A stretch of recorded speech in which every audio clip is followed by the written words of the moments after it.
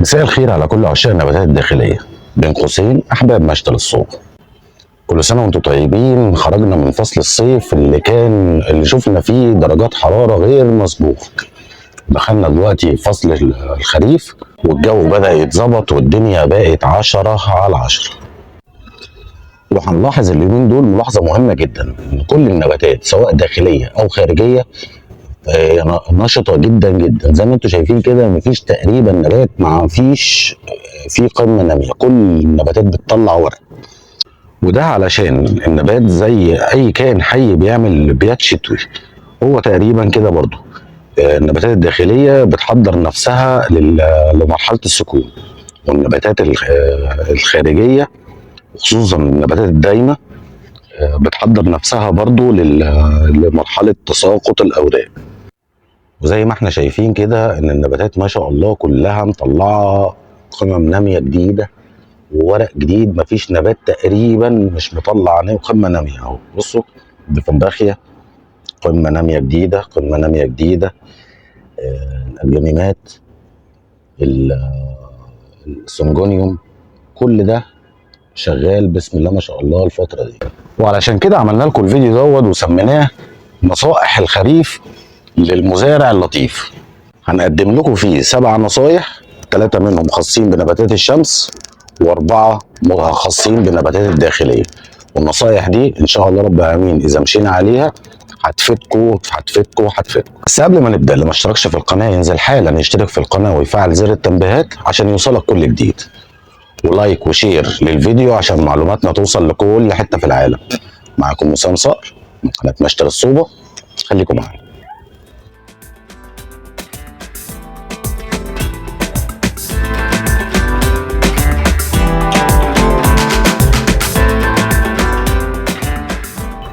وكالعاده النصايح اللي هقدمها لكم النهارده مفيش صاحب مشتل في الدنيا هيقولها لك، موجود عندنا بس احنا في مشتل الصوب. النصيحه الاولانيه الخاصه بالنباتات الخارجيه هو ان احنا نوقف تماما شراء النباتات الخارجيه خصوصا الفتره دي. ليه؟ زي ما انتم شايفين كده النباتات الخارجيه معظمها او كلها هتبقى اليومين دول قمر. ده عشان درجه الحراره كويسه جدا جدا جدا، مناسبه ليها قوي. زي ما انتم شايفين كده مزهره، ادي الياسمين الهندي وادي مسك الليل، كله مزهر وكله قمر قوي قوي قوي. بس النباتات ديت النهارده احنا ما بين عروه صيفي وعروه شتوي. النباتات ديت هتسقط ورقها قدامها شهر بالكتير ولا حاجه وهتلاقيها سقطت ورقها كله. انت حضرتك مش هتلحق تتهنى بيها. علشان كده انا بنصحك توفر فلوسك وتستنى شويه لغايه اما الحوليات الشتويه تنزل. فكرة الحوليات الشتويه قمر قوي قوي قوي قوي قوي. النباتات مزهره، شكل الزهور بتاعتها في منتهى الجمال. نستنى شويه شهر ولا حاجه، النباتات دي هتبدا تنزل وانت هتنبسط بيها جدا جدا جدا. النصيحه الثانيه اللي هقدمها لك هي انك تبدا حالا دلوقتي تجهز بذور وتبدا تزرع الحوليات الشتويه. الحوليات الشتويه انا لسه قايل من شويه انها زهور في منتهى الجمال. البتونيا، القطيفه، الكلام ده كله فيها زهور حلوه جدا جدا جدا. النهارده تبدا تجهز لها وتبدا تزرعها، وان شاء الله رب العالمين في خلال شهر ولا حاجه النبات ده هتلاقيه طالع عندك وبقى جميل جدا وقمر. طب احنا اوريدي عندنا النباتات الدايمه اللي هي الخارجيه الدايمه، وفي انتظار موسم تساقط الاوراق. اهم نصيحه هقدمها لك النهارده ان انت لازم لازم لازم اي نبات محتاج ان هو يتدور في شاليه اكبر. النهارده اليومين دول لازم تبدا تشتغل في الحته دي وتنهي على الموضوع ده تماما. الجو لسه اليومين دول دافي، النبات مش هيتاثر قوي. كده كده احنا داخلين على موسم تساقط اوراق، يعني كده كده هو هيسقط ورقه كويس. فتلحق ان احنا النهارده او يعني الفتره ديت انك تدور النبات في شاليه اكبر. طبعا تدوير النبات مش هيبقى، ما ينفعش ان انا ادور نبات صغير في شاليه كبيره مره واحده، لازم بنطلع معاه تدريجيا. ودي النصيحه الثالثه اللي انا بقدمها لك بخصوص النباتات الخارجيه. بصوا انا مش عارف الفيديو كده طول ولا لا، بس انا هكمل ولسه ما عملتش مونتاج، فانا هكمل وهشوف لو الفيديو طول ولا حاجه هبدا اقصه وابدا اعمله على فيديوهين. معلش سامحوني، الموضوع ده تجهيز ال- الموسم الشتوي، ده تجهيز مهم جدا جدا جدا لكل النباتات الداخليه والخارجيه. هنتكلم دلوقتي على النباتات الداخليه.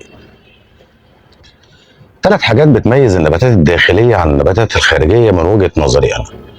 اول حاجه انها اولا النباتات دايمه كلها، يعني مفيش نبات بيسقط ورق، مفيش نبات حولي، يعني نبات صيفي ونبات شتوي. النباتات كلها بتفضل معاك قمر طول السنه. الحاجه التانيه ان هي نباتات كلها محميه بمناسبه يعني انها موجوده جوه البيت، فدرجه الحراره جوه البيت بتبقى مظبوطه الى حد كبير قوي عن درجه الحراره بره البيت.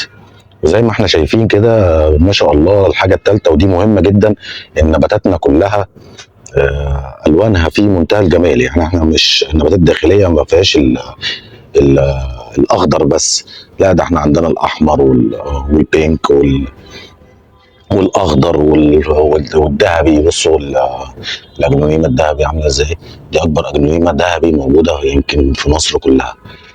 آه، في منها الوان، في الوان كتيره جدا جدا وكلها قمر قوي.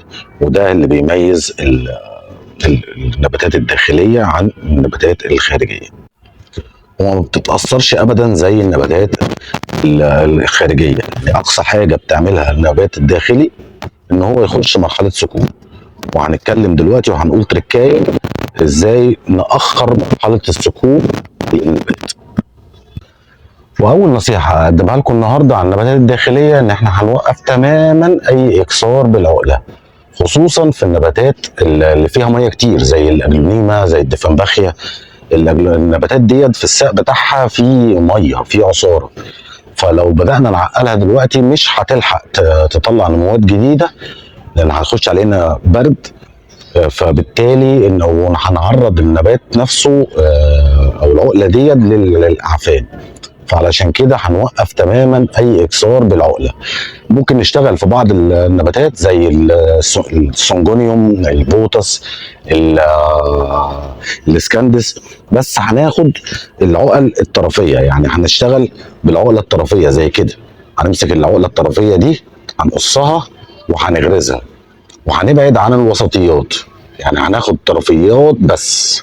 وفي فيديو تاني انا هحط لكم في الديسكريبشن تحت تعقيل ان البوتس والسكندس بطريقه سهله خالص، وهتتعرفوا فيها بالتفصيل على العقل الطرفيه والعقل الوسطيه. دي الحاله الوحيده اللي احنا ممكن نشتغل منها، العقل الطرفيه بس. النصيحه الثانيه اللي هبدا اتكلم فيها هي ان احنا نرش احماض امينيه الفتره دي بالذات. طبعا احنا عندنا حاجه اسمها تغير مناخ، يعني في يوم وليله ممكن الدنيا تقلب. احنا جو حلو دلوقتي، ويا عالم جو اليومين دول ممكن يقلب او ممكن يشتغل يفضل زي ما هو. ف يعني احنا مش عايزين نعرض نباتاتنا للخطر. طبعا احنا هنرش احماض امينيه بشرط واحد، ان احنا نكون متاكدين تماما ان مفيش في نباتاتنا اي امراض فطريه. هسيب لكم برضو في صندوق الوصف تحت فيديو بيتكلم على جدول ازاي نعمله ونخلي نباتاتنا ازاي نرش يعني، ونخلي نباتاتنا امنه، يعني لا فيها اصابات فطريه ولا اصابات حشريه، يعني رش وقائي. ثالث نصيحه هقدمها لكم النهارده هي تركه من تركات مشتل الصوب. انتوا عارفين طبعا ان النباتات الداخليه اقصى حاجه بتعملها في فصل الشتاء انها بتدخل على مرحله سكون. يعني ايه مرحله سكون؟ يعني الورقه، النبات بدل ما بيطلع ورقه كل اسبوع مثلا هيطلع ورقه كل شهر. ده مرحله السكون بتاعه النبات. طيب احنا النهارده لازم لازم لازم الفتره ديت نكثف التسميد بتاعنا، ده علشان النبات بتاعنا يأخر مرحله السكون اللي هو فيه، اللي هو هيخش كويس. فنكثف التسميد بتاعنا. طبعا طول عمري وبقول في كل فيديوهاتي ان التسميد رش ورقي بعيد عن التربه بمسمد نضيف من نوع كويس، NPK متوازن، مره كل 10 ايام، هتخلي النبات بتاعك يأخر الدخول في مرحله السكون. رابع نصيحة وآخر نصيحة معانا النهاردة هي إن إحنا نبدأ نرفع درجة الإضاءة للنباتات، خصوصا النباتات اللي بتحب الإضاءة العالية. طبعا إحنا هنرفع درجة الإضاءة علشان الشمس لفت وبقت الشمس بتيجي من اتجاه تاني، يعني عكست اتجاهها، فنبدأ نديها، نغير مكان النباتات بحيث إنها يخش لها إضاءة أعلى شوية. النباتات اللي بتحب الاضاءه العاليه زي الدفنبخيا، زي ايه تاني عندنا بيحب الاضاءه العاليه، زي المفروض ان انواع الفيلودندرون برضو بتحب الاضاءه العاليه شويه، بس احنا في فصل الصيف عشان هي مش بتحب درجه الحراره العاليه بنحطها في اضاءه منخفضه. بنبدا نرفع لها الاضاءه شويتين، يعني النبات اللي بعيد عن الشباك يبدا نقربه شويه ناحيه الشباك، خطوه واحده بس، يعني هو مش كتير. وبكده نكون قدمنا لك 7 نصايح مهمه سواء للنباتات الخارجيه او للنباتات الداخليه.